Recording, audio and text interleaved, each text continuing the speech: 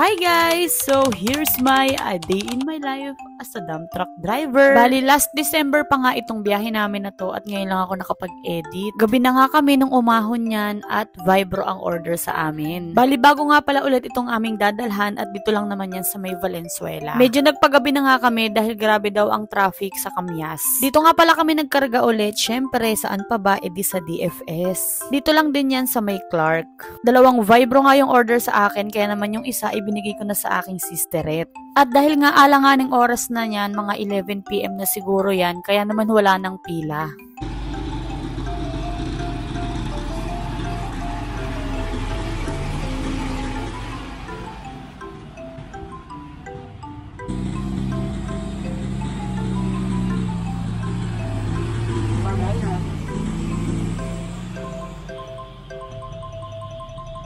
Pagka nga may ganitong bagong dalahan, mas okay talaga kung kami yung unang makikipag-transaction sa kanila.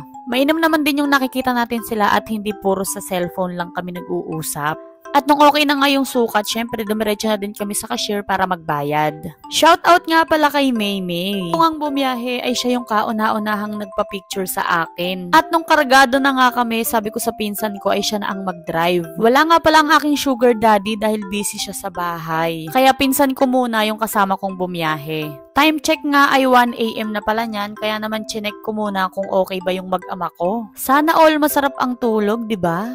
Sabi nga niya ay damihan ko daw ang biyahe para daw makabili siya ng mga accessories ng truck. Aba, magaling din, no? Busy nga siya dahil nagpapa-high side pa kami ng isa pang truck. Wala nga rin sa bokabularyo namin na makakapagdagdag pa pala kami ulit ng isa pang unit.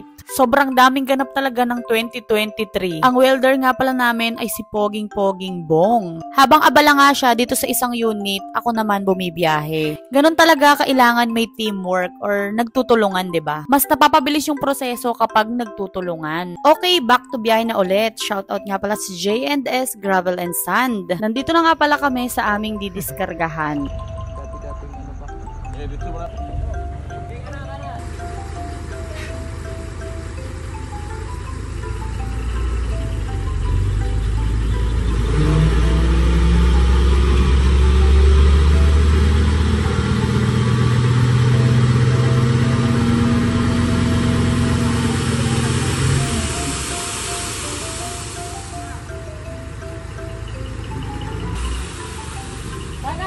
Alright, diskargado na ang ating first trip.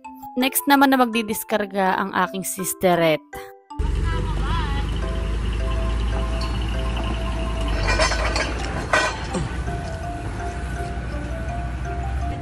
Okay, Neto. Hello ka muna, Kenneth.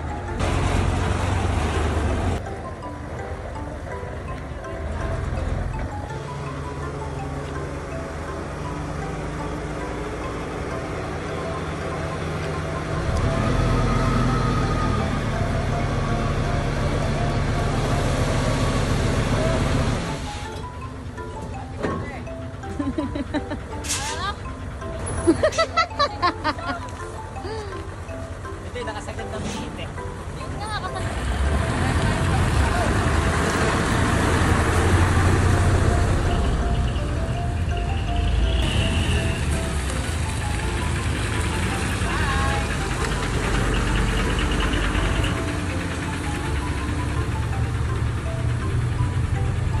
Pa, kuya.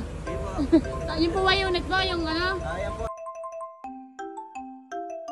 Ang sarap talagang bumiyahe kapag magka-convoy kami ng aking sisterette. Yung feeling na parang nagro-road trip brum-brum lang kami sa daan. Tapos kumikita. O diba? Pag kasi ine-enjoy mo talaga yung ginagawa mo, hindi mo mararamdaman yung pagod. Kaya importante talaga na masaya ka sa trabaho mo. Sabi nga nila ay maiksi lang ang buhay, kaya gawin mo na lahat ng magpapasaya sa'yo at sa mga mahal mo. Dahil sa totoong buhay, wala namang rewind. Yun. Huy, ang dami namang sinabi. Pabalik na nga kami niyan at magsha-shoutout muna ako. Shoutout nga pala sa Jackland Tracking. Ang babait nga pala ng owner niyan, si Boss Jack and Ma'am Jenilyn. Belated happy birthday na nga pala kay Kuya Joel Enriquez ng Glen Brokerage Corporation.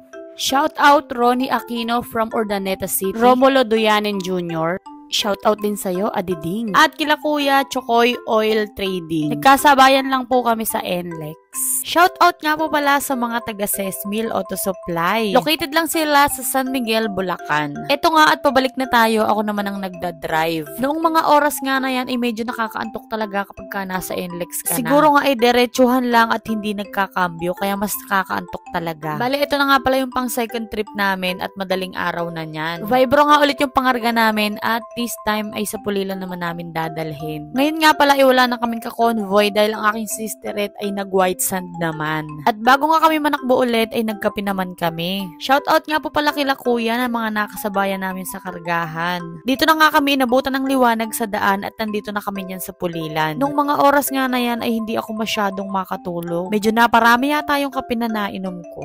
Ito nga palang didiskargahan namin ay dito lamang sa Pulilan malapit sa Red Oil. Ito nga pala yung stockpile ni Boss Coots. Available nga dito yung white sand, lahar at saka ng vibro. Kaya sa may mga 12-wheeler dyan ay pwede din kayong magkarga dito. Sa pagkakaalam ko nga ay meron yatang incentive dyan kapag ka nagkarga kayo. Hindi ko lang alam kung meron pa hanggang ngayon. Ito ang lumang bodega na yan ay dati yung auction ng mga Japan surplus. Naalala ko lang dahil dyan kami nakikiligo dati kina Boss Ike. Shoutout sa'yo Boss Ike kung nanonood ka man. Pagka-diskarga nga namin nito ay oras na ng pagtulog. Pero sabi ko nga ay hindi talaga ako nakatulog niyan. Dito na nga kami nagpalipas ng oras at nagpahinga dahil nga aantayin pa namin ang aking sisterette. Pagdating nga nila ay sabay-sabay na kaming nag-almusal.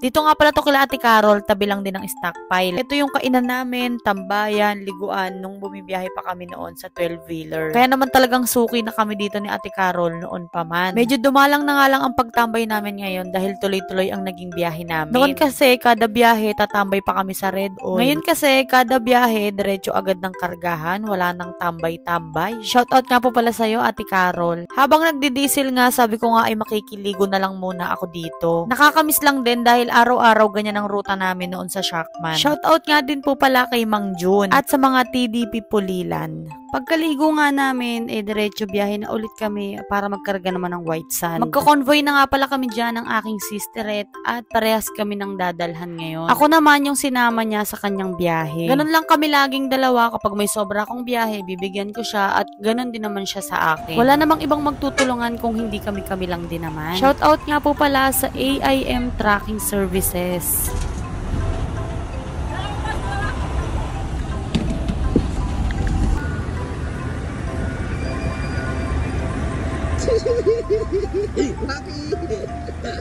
Shoutout nga po pala sa Roberto Tracking at kay Sir Dave De Guzman ng Santissima Hardware. Ayan pala yung truck niya, AC Tracking. Dati nga ako nagdi-deliver sa kanya ng white sand, tapos ayan, meron na siyang truck ngayon. At sa kanyang driver na yan, kay Kuya, shoutout sa'yo. Lagi namin silang nakakasabayan dito sa Pasa Load. Dito nga kami nagkarga sa RBD. Kapag ka nga ganitong oras, ay medyo pila na dito sa kargahan. Pero syempre, carry lang dahil nakikipagmaritesan muna tayo dito sa mga driver. Akala nyo ba babae lang ang maraming chika? Nako, sila din, marami. Nalihis nga ng biyahe itong si Kuya. Kaya naman nag-video call na lang kami. Shoutout sa'yo Kuya, watching from Iraq. Noong mga oras nga na yan ay nanlalagkit na yung buhok ko. Ganyan talaga pag nasa quarry ka yung hangin tapos yung alikabok ng buhangin, ako manlalagkit ka talaga. Shoutout nga pala sa mga nakasabayan namin dito sa RBD. Shoutout nga din pala kay Jonas Buenaventura. Watching from Saudi Arabia naman. Charot. At sa mga taga-Kalam na napakababae. Hello po sa inyo mga sir. Bago ka nga kasi lumabas ng quarry, kailangan ipacheck mo muna yung resibo mo dito. At nung okay na nga, syempre, ano pa bang inaantay natin? Let's go! Nakshuta, Kenneth! Kanina ka pa pakut ng pakut sa camera.